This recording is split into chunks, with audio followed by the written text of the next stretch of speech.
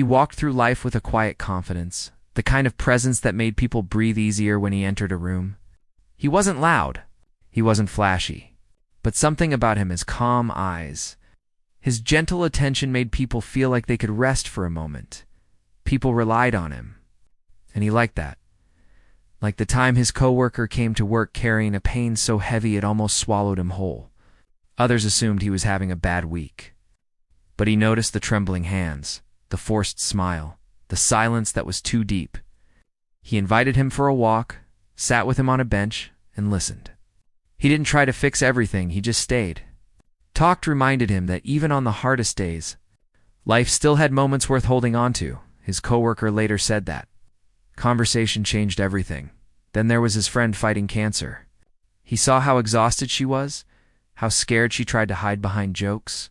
He showed up with her favorite snacks, drove her to appointments, made sure she saw the little beautiful moments in each day. He was there through the treatments, the setbacks, the quiet nights when she felt she had no strength left. People said he was an angel in her life. Beyond friends and family, he volunteered at shelters, handing out food to those who had lost everything. He didn't rush them. He talked to them, really talked. He learned their names, their stories. He listened to people battling addiction, not to judge them, but to understand them. He gave hope that many hadn't felt in years. Everyone admired him. His siblings told people he's the strongest among us. His parents quietly bragged about his kindness. Friends said he was the one they could always count on. At birthdays, reunions, even simple dinners, he was always invited not out of courtesy, but because he could brighten the entire gathering. He joked, he laughed, he animated conversations, he made everyone feel included. He was the glue of every group, the safe place, the steady one. But when he returned home, when the door shut behind him, the world stopped watching, everything changed. His apartment felt too quiet, too empty, as if the walls themselves could sense the truth. He sat on the edge of his bed and let the exhaustion wash over him. Sometimes he cried instantly. Sometimes he held it in until his chest ached. He cried for all the pain he carried on his shoulders. He cried for every story he absorbed, every fear he pretended didn't affect him, but the deepest pain. The part he never admitted, not even in the silence of his room, was this.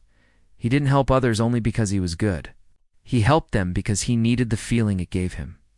He needed the sense of purpose, the validation, the admiration, the image of being the dependable one, the wise one, the strong one.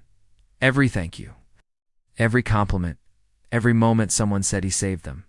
It filled the hollow places inside him that he didn't know how to confront. Because inside, he wasn't strong. Not at all. He was fragile, uncertain, afraid of his own thoughts. Afraid of facing the same storms he guided others through. Afraid that without being the hero, he would be no one. He had built his entire identity around saving others. Because it distracted him from the truth that he didn't know how to save himself, that darkness he hid, it was real.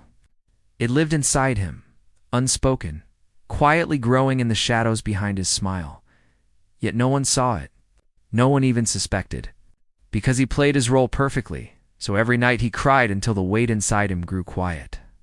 And every morning, he wiped his tears, stood in front of the mirror, practiced the smile he had perfected over the years, and stepped back into the world.